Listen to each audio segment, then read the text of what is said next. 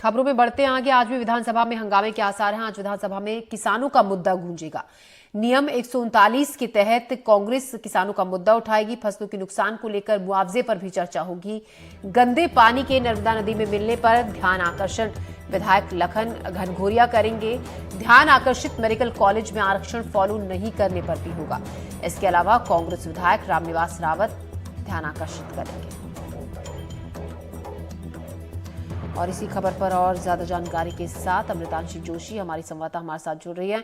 अमृतांशी, काफी अहम आज का दिन है और जो सबसे अहम मुद्दा होगा और बड़ा मुद्दा होगा वो किसानों को लेकर होगा, क्योंकि दिल्ली तक ये मामला काफी ज्यादा गरमा रहा है और दिल्ली में जिस तरीके का माहौल है, असर आसपास के राज्यों में भी इसका पूरा पड़ रहा है।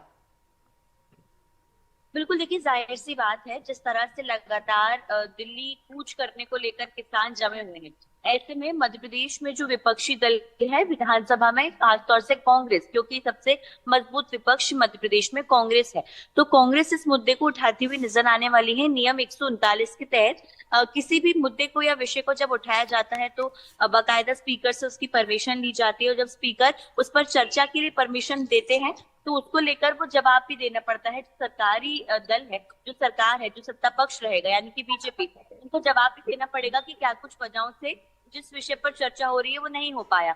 जो ओला पाला जो है वो किसानों की फसलों पर पड़ता है।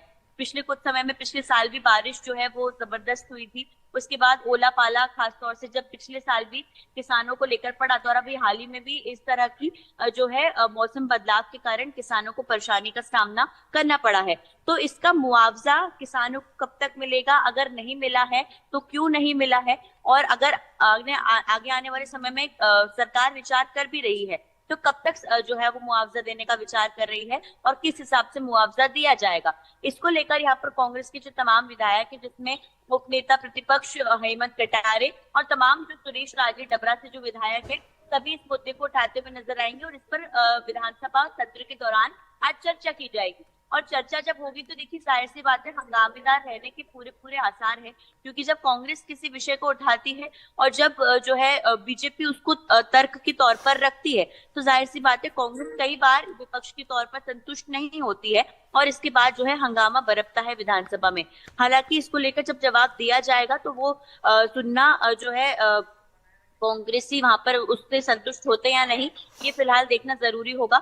लेकिन आज दर्जन भर ध्यानाकर्षण भी विधानसभा में कांग्रेस समेत बीजेपी विधायकों की ओर से लगाए गए हैं, जिसमें सबसे पहला है जबलपुर का मुद्दा, जिसमें नर्मदा नदी में जो जबलपुर का जो गंदा पानी नर्मदा नदी में जाकर मिल रहा है, इसको लेकर ध्यान आकर्षित करते हुए जो है विधायक नजर आएंगे। इसके साथ ही साथ जो चिकित्सक महाविद्यालय है वहां पर जो भर्तियां होती हैं, भर्ती में आरक्षण को लेकर जो गड़बड़ियां हुई है, इसका आरोप लगाते हुए उप मुख्यमंत्री और चिकित्सा शिक्षा जो मंत्री हैं राजेंद्र शुक्ल, उनका जो है खास तौर से ध्यान आकर्षित करते हुए नजर आएंगे।